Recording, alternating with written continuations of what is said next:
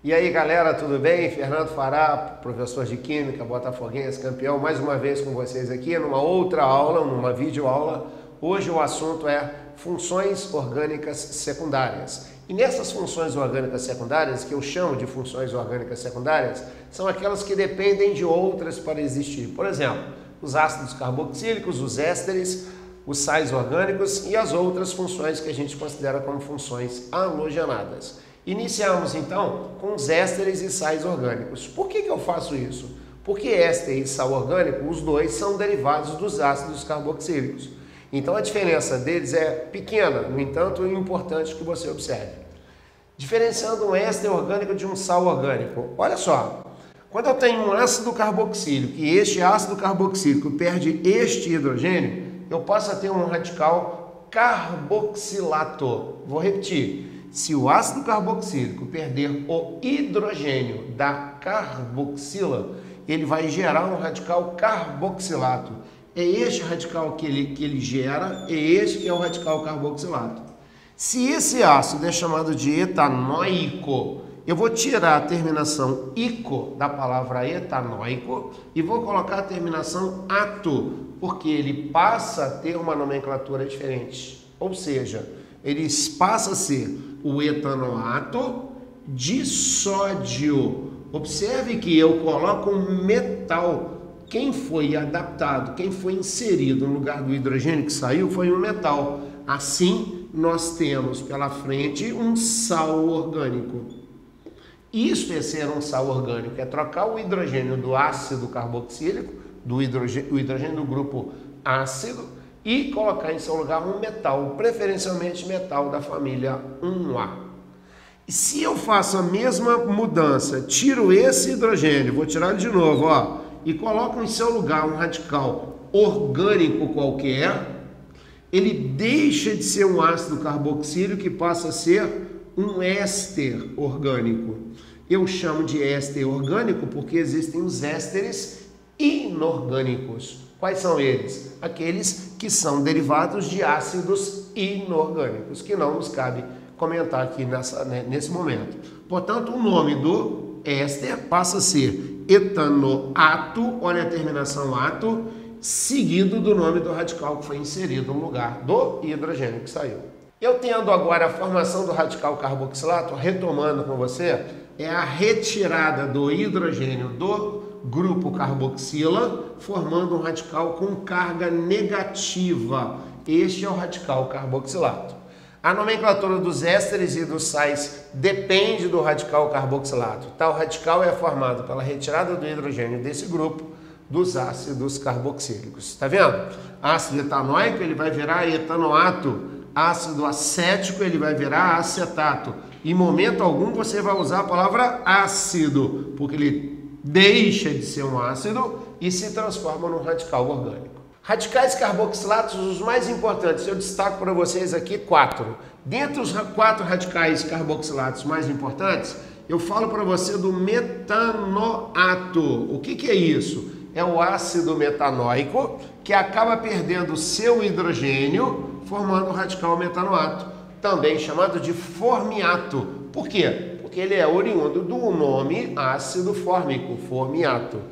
O ácido etanodiato, ele vem do ácido o radical etanodiato, melhor dizendo, ele vem do ácido etanodioico ou ácido oxálico. Quando eu retiro o hidrogênio, ou seja, os hidrogênios, eu passo a ter o radical etanodiato ou oxalato. Este radicalzinho aqui, eu acho que você não pode esquecer não, porque se eu coloco um cálcio, que é um elemento bivalente, eu acabo criando o oxalato de cálcio, aquele sal insolúvel, que com o tempo no nosso organismo vai gerando o cristal chamado pedra ou cálculo renal. Radical fenilmetanoato ou benzoato, vem da onde? Vem de um ácido chamado benzoico. Este ácido benzoico, se você retira o hidrogênio dele, ele passa a ser o radical benzoato. Importante saber esse. Esses dois são importantíssimos. E o butanoato ou butirato é só para você reforçar o que você já está vendo, o que você já sabe, só para te lembrar que o radical carboxilato, derivado do ácido butanoico, olha lá, ácido butanoico, tirei um hidrogênio, aparece um elétron livre, aí ele passa a ser o butanoato ou butirato. Repito, os dois mais importantes são exatamente o oxalato e o nosso fenilbetanoato ou benzoato. Alguns exemplos interessantes.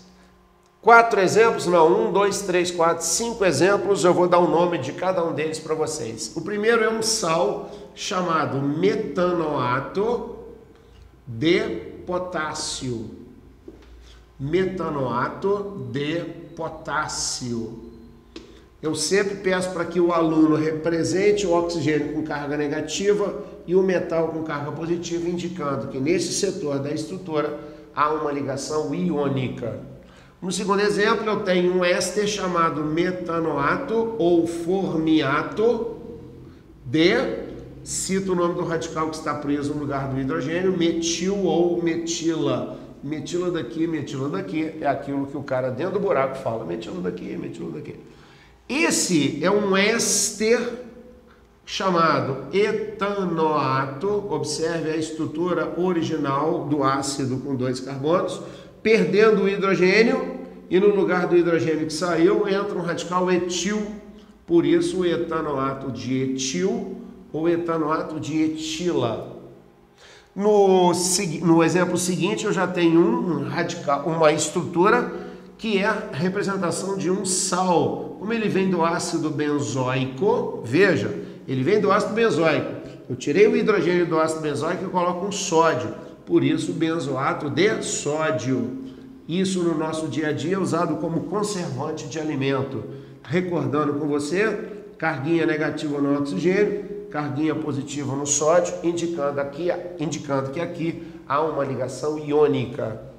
E nessa estrutura que muita gente acha muito difícil, acha que é extremamente difícil, não tem nada de difícil. Olha, a parte de cima e a parte de baixo são iguais. Os dois têm 2 carbonos, por isso, etanoato e etanoato. E quem está ligando os dois aqui é um elemento bivalente chamado cálcio, por isso, etanoato de cálcio. É um sal. Não há necessidade de falar de etanoato, não há. Porque o cálcio, como é um elemento bivalente que é, não há necessidade de representar, uma vez que, se é etanoato, ele tem que aparecer 2 vezes ligados ao cálcio. Gente, aí você sabia disso? Olha só que legal. Ésteres orgânicos obtidos a partir da reação entre ácido carboxílico e álcool. Queria muito que vocês tomassem cuidado. Esta é a reação mais importante da química orgânica, a mais conhecida. Ácido carboxílico mais álcool vai te dar éster mais água. Isto é uma reação, o nome dela é esterificação. Então, o éster é principalmente obtido a partir de uma reação entre ácido carboxílico e álcool. Já os sais orgânicos, eles são compostos iônicos, estou tentando valorizar ao máximo isso, hein? Iônico, de metais alcalinos ou alcalinos terrosos, muito mais preferencialmente, né, claro, dos alcalinos, porque todo composto que tem metal alcalino na sua fórmula é solúvel em água. Então, sais, neste caso os sais orgânicos, têm a solubilidade maior para aqueles compostos formados por metais alcalinos, família 1A. E amônio também, o amônio presente faz com que o sal se torne solúvel. Se derivados dos ácidos graxos, transformam-se em sabões. Tome bastante cuidado com isso. Ácido graxo é um ácido grandão. Você vai ver comigo daqui a pouco no próximo slide o que é um ácido graxo. Então, sabão você vai ver que é um agente de limpeza que nada mais é do que um sal orgânico. Olha a importância disso no nosso dia a dia. Tem muita gente que estuda química e acha que não é importante, mas tem tudo a ver. O que a gente estuda aqui a gente aplica na prática. Beleza? Olha só. Exemplo de um sabão. O que é um sabão? É um homem inteligente? Sabão? Não. Sabão é um agente de limpeza, como detergente também é. Ele é proveniente de um ácido graxo. O que é um ácido graxo? Observe, ácido graxo é um ácido carboxílico de cadeia longa, 10 ou mais carbonos, cadeia normal, sem nenhuma ramificação, e tem apenas uma carboxila.